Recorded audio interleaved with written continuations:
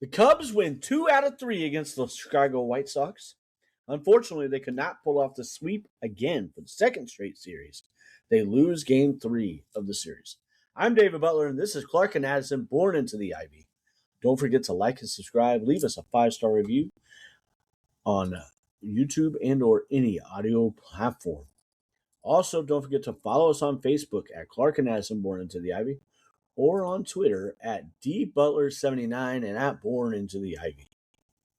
The White Sox review. Cubs walk off the first 2 games. That's freaking amazing. Pete was freaking insane. Led off game 1 on Monday with a homer. Ended the freaking game after a 70-some odd minute rain delay with a 2-run shot in the 10th inning. And then led off with another home run on Tuesday. Freaking awesome. This dude is amazing. But he can't do everything all the time in every game, because if he did, he literally would be the first player to ever do that. Right? Bregman hit the game-winning single, walk-off single on Tuesday. Cubs don't do crap on Wednesday, though.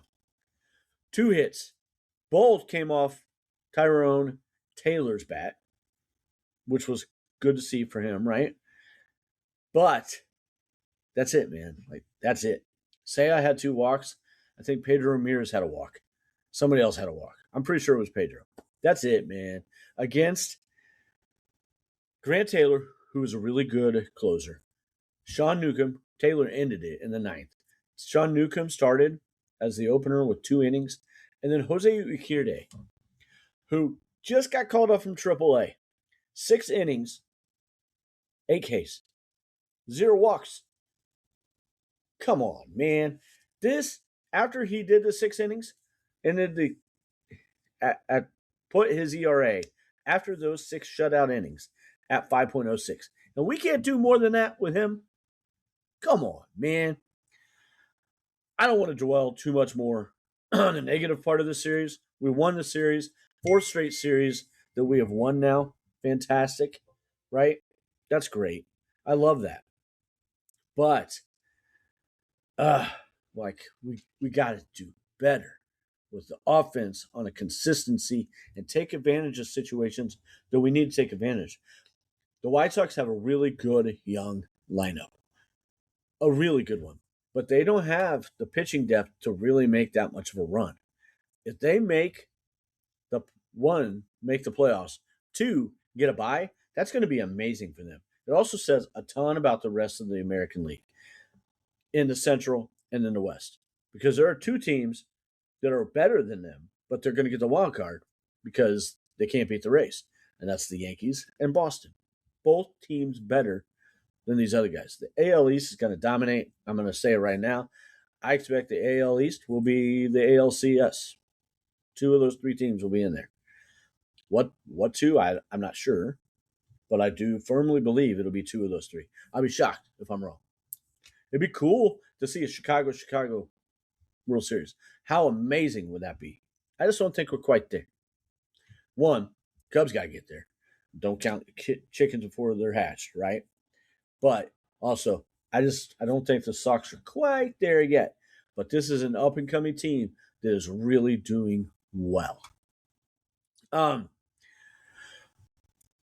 Milner. Oh, I almost forgot. Pete's second home run of Monday night put him at a 30-30 for the 2nd straight year, and I am pretty darn sure that he is the first Chicago Cub to ever do that. In fact, I know he is.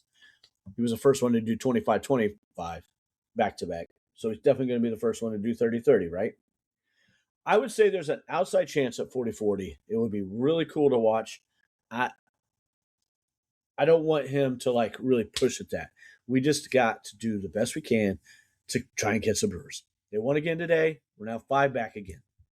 Holy crap. That's the frustrating part when we lose games like we did against the Nationals in that last one. Kid Cavalli was amazing.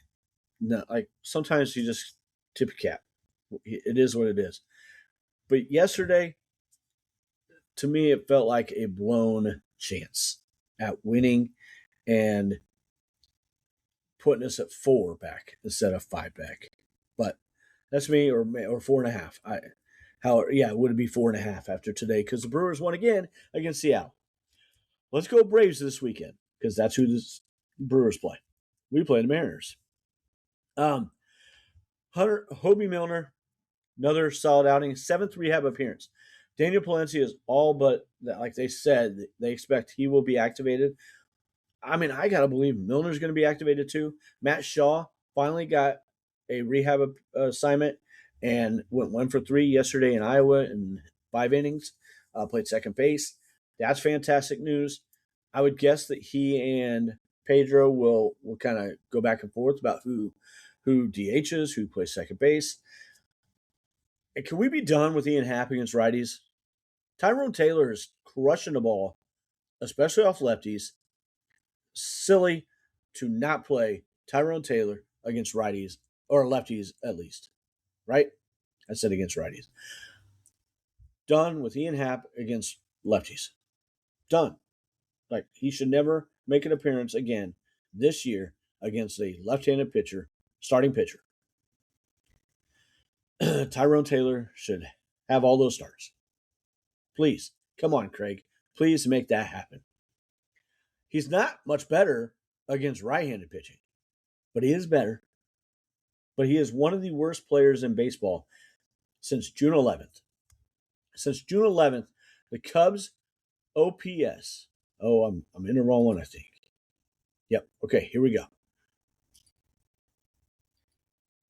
June 11th is key because that is when the Cubs really started winning again. Carson Kelly has a 709 OPS. Conforto 709. Bregman 837. Swanson 812. Nico Horner 693. He was going through it though. He's been much better since the All-Star break. But still 693 is almost a 700. Wait till you hear Ian's. Miguel Amaya 737. Kevin Alcantara too few at-bats. Michael Busch at 700. Pete 1087. Pedro Ramirez 799. Seiya 934. Matt Shaw, even at 42 at-bats, had an 875. He had really caught fire before he got hurt June 29th.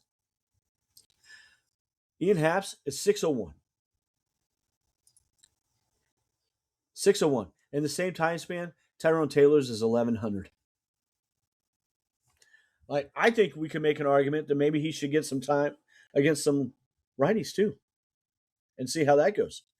I know Ian Happ plays great defense, and he does, but so does Tyrone Taylor.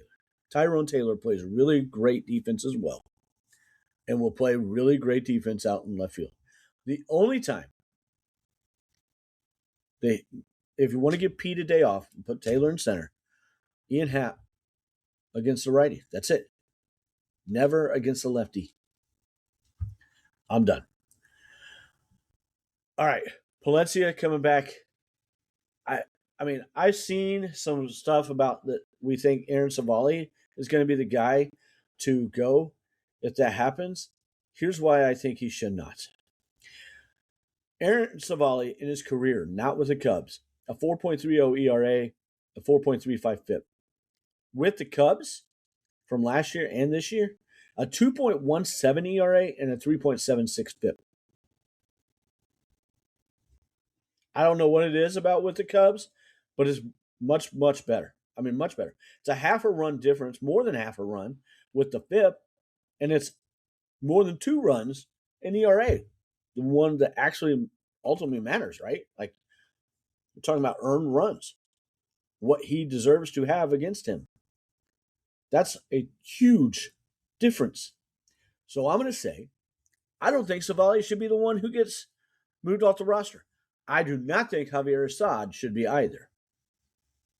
Caleb Thielbar, to me, makes the most sense. But as much as it pains me right now, I wonder, because I really have appreciated what this guy has done for the Cubs this year in the bullpen. But Ryan Rollison is scuffling. And it would make sense to me to send him back to AAA because I believe they can do that and see if they can get him corrected and brought back up in time for more meaningful time. Savali's pitching well. I know it sucks to lose the lefty, but if Milner comes back, Rollison to AAA, and as much as I hate this too, because last year he was absolutely fantastic, and he had some solid time earlier this year. But Caleb Theobar has not been the same pitcher ultimately, and he is hurting us more than Rollison, even, in my opinion. He's really, really struggling, and I'm not sure that that's going to be rectified, where I have hopes that it can be rectified for Rollison. In fact, I think it can be. He's still pretty young. And he's already bounced back. He had a similar situation earlier in the year, and he bounced back very well from that. No reason in the world to me to not expect him to be able to do that again. But maybe try and work that out a little bit in AAA with Hobie coming back. And then we still got the lefty up there with Hobie. And Savali's been solid. Colin Ray has been solid in the pen. Assad has been solid wherever the hell you put that guy. He's been really, really good. And I think Assad can do it with the one-inning stints. So if I don't know that Milner's coming back, but they definitely said Palencia. I just really hope Aaron Savali is not the guy who goes down or goes away from the roster. He would be cut and designated for assignment, right? So just something quick about that. Seattle Mariners preview. This weekend we play in Seattle. The Seattle comes into the series at 60-68. 4.5 games back in the division, 3 games back in the wild card. The Chicago Cubs come into this 5 games back, 74-54, 5 back in the division. They are 4 up on the Phillies, 6 up on the Padres, 7 up on the Diamondbacks, who are currently 4th in the NL wildcard race. So pretty solidified there for that, right? I like that. That's fantastic. Let's see how this goes. We need to make ground. At least 2 out of 3. That'll be the 9th, I think, straight road series win if that continues, and the 5th in a road or home. So awesome. Possibly. Don't want to count our chickens for the hatch. Seattle's got great starting pitching, but we have better. Maybe. Hopefully. We definitely have better relief pitching. Seattle really struggled there. Their offense has also struggled. They are 4-6 in the last 10. They are 30th in runs per game this year with 3.91. Cubs are second at 5.13.